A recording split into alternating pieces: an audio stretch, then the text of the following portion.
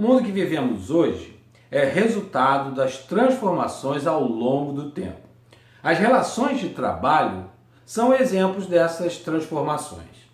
Se pensarmos entre os séculos XV e XVI, cerca de 80% da população vivia no meio rural. Ao longo do século XIX, essa situação vai mudar completamente na Europa Ocidental, principalmente num país, a Inglaterra. O que ocorreu no final da Idade Moderna que levou a esse crescimento enorme da urbanização, o advento das fábricas, das máquinas, das ferrovias, dos navios a vapor? O que foi a Revolução Industrial e qual a sua importância para a história da humanidade nos dias atuais? Essas questões vamos tratar agora nesse vídeo, falando sobre a Revolução Industrial.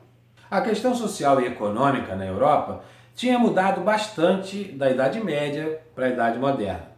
Se durante a Idade Média a relação social era bastante estratificada, onde nós tínhamos a nobreza, os senhores feudais, o clero, os membros da igreja e os camponeses, como mão de obra daquele sistema feudal, basicamente essas três classes é que viviam estratificadamente durante a Idade Média. Com a Idade Moderna, a ascensão social da burguesia fez com que esse quadro se modificasse. A atividade comercial se torna importante e vai determinar uma nova forma de acúmulo de riquezas. É o início do sistema capitalista. Dessa forma, a burguesia se tornou uma classe emergente e durante toda a Idade Moderna ela vai se consolidando como o principal motor econômico da história da humanidade. Na Inglaterra, a atividade comercial foi bastante estimulada, principalmente por uma política do rei Henrique VIII, os chamados enclosures, cercamentos de campos para a criação de ovelhas. Com a reforma anglicana, uma das reformas protestantes, onde o rei Henrique VIII se torna o chefe da igreja anglicana, várias terras de nobres ligados ao clero católico e do clero católico foram expropriadas em favor da nobreza inglesa. Esses campos serviram para a criação de ovelhas que tanto alimentavam a questão da alimentação quanto da tecelagem da lã. Com esse novo nicho econômico, a tecelagem da lã, ocorreu um processo bastante interessante de mudança da forma de produção medieval, assentada nas corporações de ofício, aonde um indivíduo, o artesão, era responsável por todas as etapas da produção de um determinado produto. O surgimento das manufaturas altera essa forma de produção, aonde cada operário começa a ter uma relação com a sua máquina e produzir ali. No caso, no início das manufaturas, era essa transformação da lã bruta para a lã mais grosseira, para fazer tecidos. Assim, a mudança foi enorme. Ao invés de um produzindo todo o produto, vários ajudavam a ampliar bastante a produção. Com a Revolução Industrial, novas fontes de energia foram surgindo, sobretudo movido a vapor. Para isso, era fundamental ter carvão, tanto o carvão de madeira, mas o carvão também mineral. Associado às jazidas de ferro, permitiram grandes inventos nesse momento. Com isso, as máquinas, as ferrovias, navios, tudo isso foi sendo inserido num grande movimento no final do século XIX, a chamada já Segunda Revolução Industrial. Um dos motivos do pioneirismo inglês nesse processo da Revolução Industrial foi o fato de ter muitas jazidas de ferro e de carvão mineral. Outro fator importante foi a sua posição geográfica.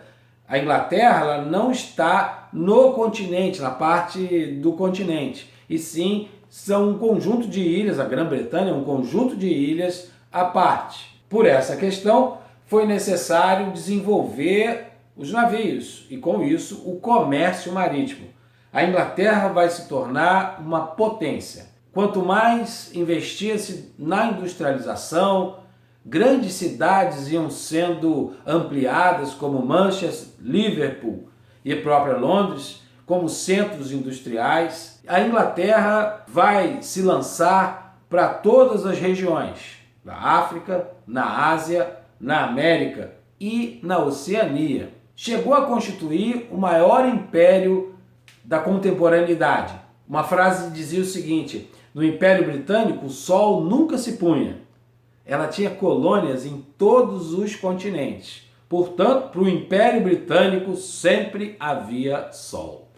Uma outra mudança significativa que a Revolução Industrial trouxe para aquele contexto da Idade Moderna foi a solidificação de duas classes sociais. A burguesia, proprietária dos meios de produção, das fábricas, das máquinas, do capital, e, por outro lado, dos operários, num jargão marxista, do proletariado. Aliás, Karl Marx e Friedrich Engels, quando lançam o Manifesto do Partido Comunista, chamam a atenção de que a dinâmica da história se dá sempre na relação de disputa entre as classes sociais, a classe dominante e a classe dominada.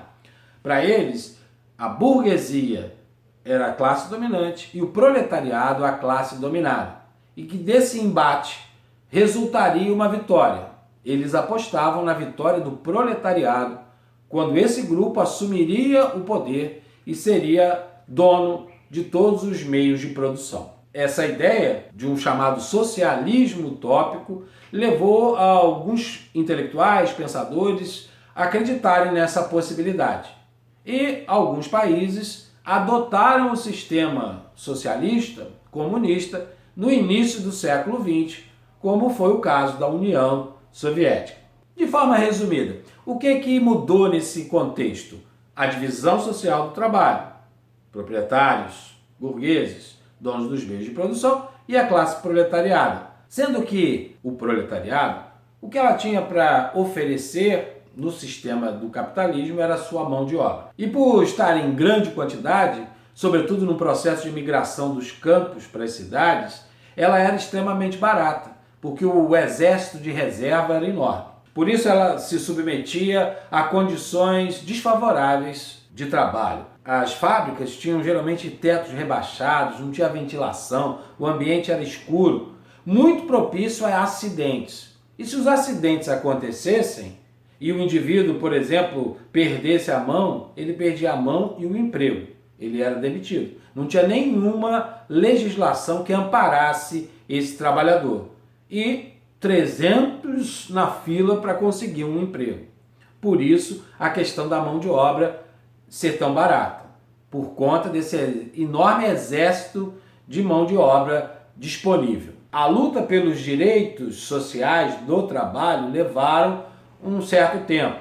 Alguns movimentos surgiram nesse contexto, como o cartismo, onde diversas manifestações foram reunidas numa carta para serem levadas ao parlamento inglês, ou o ludismo, uma forma radical, onde o protesto pelas péssimas condições de trabalho eram resolvidas com um movimento de quebra das máquinas. Operários invadiam as fábricas com paus, pedras e saíam quebrando as máquinas. Era uma forma de protestar e mostrar para o burguês capitalista que aquela situação ou aquelas situações que eles estavam submetidos eram inumanas. Um outro legado foi a intensa urbanização, a princípio na Inglaterra, mas seguido dos países europeus e já no século XX nos países latino-americanos. As cidades se tornam o lugar preferencial de moradia dos indivíduos. E por fim, novos equipamentos, instrumentos foram sendo absorvidos nesse processo. Máquinas cada vez mais potentes, com maior número de funcionários, produzindo enormemente. O mundo entra no século XX apontando para uma superprodução de diversos produtos para o consumo. Os problemas sociais decorrentes de todo esse processo continuam até os dias de hoje. A dificuldade de moradia, de emprego para todos e a mão de obra ainda sendo muito barata. Falta legislação, sobra desemprego. Essas questões não resolvidas até hoje são heranças de um processo que se inicia na Inglaterra, que nos dias de hoje aponta para um novo caminho, uma quarta revolução industrial com a robotização, a inteligência artificial, cada vez mais as máquinas substituindo a mão de obra humana.